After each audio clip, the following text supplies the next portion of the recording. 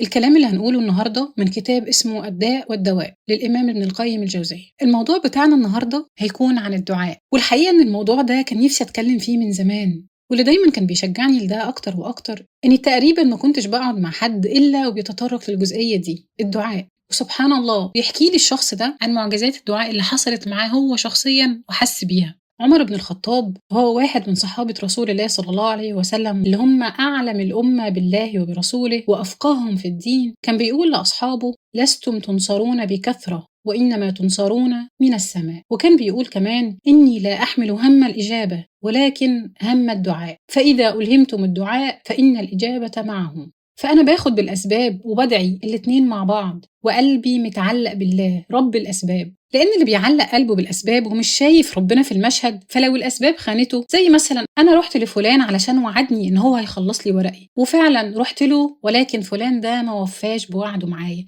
فأنا وقتها هنهار لأن أنا معتمد على الشخص ده إن هو اللي هيخلصها لي، أو أنا معتمد على صحتي إن هي اللي هتجيب لي الفلوس أو الرزق، فلما صحتي تتعب أو تخني أنا هنهار. ولكن اللي بيعلق قلبه بالله ربنا بيهيأ له الأسباب، فأنا قلبي وعقلي موقن بأن الأمر كله بيد الله، فهتلاقي عندك سكينة إنه حتى لو الأسباب غلقت فربنا قادر على كل شيء. الكاتب أدهم شرقاوي في كتابه رسائل من القرآن ذكر مقولة جميلة قوي بتقول: من علق قلبه بالأسباب تركه الله إليها، ومن علق قلبه بالله هيأ له الأسباب. الدعاء ده صلة بيني وبين ربنا. الشيخ راتب النابلسي كان بيتكلم في المسألة دي وبيقول إن القصد الحقيقي من الدعاء هو إنك تتصل بالله وإنك تدوق طعم القرب منه. بيقول كمان إن الدعاء بيقوي العقيدة، فلك أن تتخيل إنسان ضعيف لا حول له ولا قوة والأمور صعبة وفي مشكلة كبيرة، فقام بالليل وصلى ركعتين وتوجه لله ودعا بمسألته، ولقى مسألته اتحلت. الشخص اللي كان متعنت تساهل معاه، المشكلة اللي كانت مستعصية اتحلت.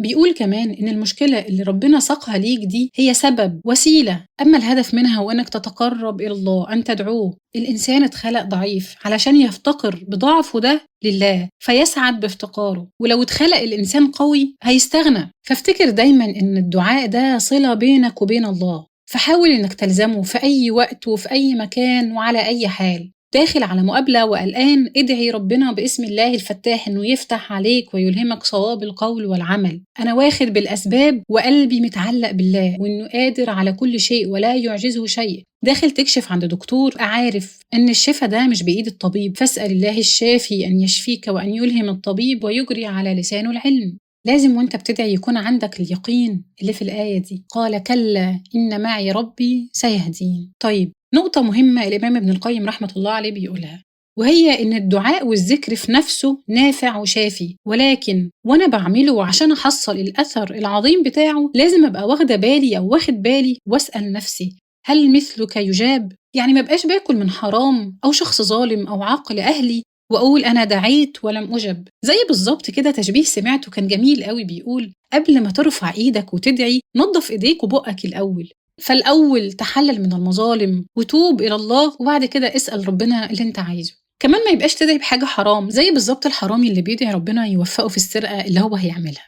طيب، حاجة كمان، ايه أخبار قوة الدعاء؟ فين قلبك في الدعاء؟ هل دعيت بذل وافتقار إلى الله؟ الحرارة والمسكنة والتضرع والاضطرار؟ هل دعائك زي دعاء المضطر الوحيد في عرض البحر؟ زي بالظبط كده القوس الرخو، السهم لما بيخرج منه بيخرج ضعيف. الرسول صلى الله عليه وسلم بيقول: ادعوا الله وأنتم موقنون بالإجابة، واعلموا أن الله لا يقبل دعاء من قلب غافل لاهي. فلازم تبقى عارف يقينا إن الدعاء بينفع وبيجاب، ولكن دور أنت مشكلتك فين. أبي ذر بيقول: يكفي من الدعاء ما يكفي الطعام من الملح. فيكفيك أقل الكلام لو أنت شخص بتتقي الله في حياتك وشخص صالح يستجاب لك. سيدنا نوح دعاءه كان: رب إني مغلوب فانتصر، بس كده. ففتحنا أبواب السماء بماء منهمر وفجرنا الأرض عيونا. ودي إجابة لسؤال ممكن يجي في بال حد ويقول إنه مثلا ما بيعرفش يدعي، طب أعمل إيه؟ الأكيد إنك كل ما تحاول إنك تتعلم أكيد يكون أفضل، ولكن أنا اللي بيجري على لساني بقوله: مفيش بينك وبين الله حجاب. لازم تبقى عارف وموقن يقينا تاما إن الدعاء من أنفع الأدوية، الرسول صلى الله عليه وسلم بيقول: الدعاء سلاح المؤمن وعماد الدين ونور السماوات والأرض. طيب الإمام ابن القيم بيقول: الدعاء مع البلاء له 3 مقامات، إما إن هو يكون أقوى من البلاء فيدفعه، أو يكون أضعف من البلاء فيقوى عليه البلاء فيصاب به العبد ولكن قد يخففه وإن كان ضعيفا، أو يتقاوما ويمنع كل واحد منهما صاحبه. السيدة عائشة قالت: قال رسول الله صلى الله عليه وسلم: لا يغني حذر من قدر، والدعاء ينفع مما نزل ومما لم ينزل، وإن البلاء لينزل فيلقاه الدعاء فيعتلجان إلى يوم القيامة. طيب حد ممكن يجي في باله ويقول: أنا دعيت الأسبوع اللي فات أو دعيت امبارح وما حصلش حاجة، أعمل إيه بقى؟ تبطل تدعي؟ طبعا لا، الإلحاح في الدعاء. الرسول صلى الله عليه وسلم بيقول: إن الله يحب الملحين في الدعاء.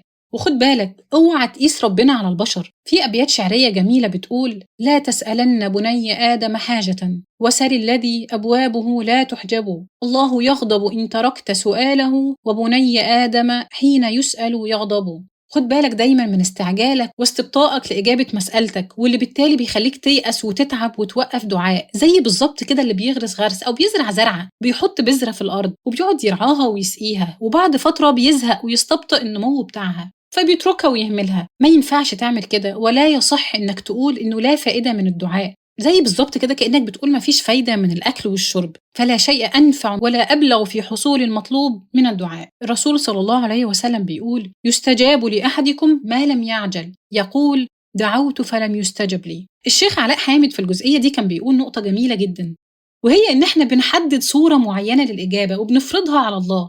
يعني أنا عايزة الحاجة دي تحصل بالطريقة اللي أنا عايزاها وشايفاها، وكمان إحنا بنحدد وقتها، فلما ما تحصلش بالطريقة والوقت اللي أنا عايزه بوقف. طب مش يمكن أنت لسه مش مؤهل دلوقتي للحاجة دي؟ سيدنا موسى دعا على فرعون وأجيب بعد 40 سنة من دعائه. أحيانا الاستجابة مش بتكون فورية، والحكمة الإلهية بتقتضي التأخير لحكمة لا يعلمها إلا الله. فاستبطائك للإجابة واستعجالك ده يعتبر سوء ظن بالله. ليه بقى؟ لأن ربنا قال: وإذا سألك عبادي عني فإني قريب أجيب دعوة الداعي إذا دعان. وإنت بتقول ربنا ما استجابش.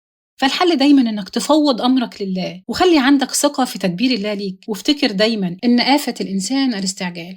طيب أنا هدعي ربنا طول الوقت وعلى أي حال، ولكن في أوقات بتسمى أوقات الإجابة. أوقات الإجابة دي قد إيه؟ أوقات الإجابة دي 6. أول واحدة التلت الأخير من الليل، وعند الأذان وبين الأذان والإقامة، وبعد الصلوات المكتوبة، وعند صعود الإمام يوم الجمعة على المنبر حتى تقضى الصلاة، وآخر ساعة بعد العصر. الإمام ابن القيم بيلخص لك الموضوع كله في الكام جملة الجايين دول. بيقول: لو أنت جمعت خشوع القلب والانكسار لله والذل والتضرع، وصادفت وقت من أوقات الإجابة، واستقبلت القبلة، وكنت على طهارة، وبدأت دعائك بأنك تحمد ربنا وتثني عليه وتصلي على محمد عبده ورسوله، وتتوب إلى الله وتستغفر، ثم تدخل على الله وتسأله مسألتك وتلح عليه وتدعوه رغبة ورهبة، وتتوسل بأسماء الله وصفاته، وتقدم صدقة. بيقول: فإن هذا الدعاء لا يكاد يرد أبدا، ولا سيما إن صادف الأدعية التي أخبر النبي صلى الله عليه وسلم أنها مظنة الإجابة،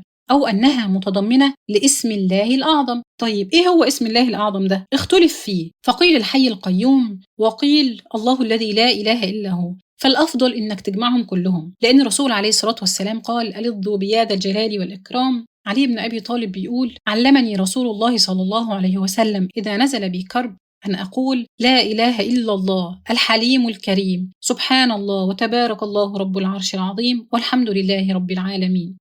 وبس كده. أتمنى تكونوا استفدتوا من فيديو النهاردة. أعاننا الله وإياكم.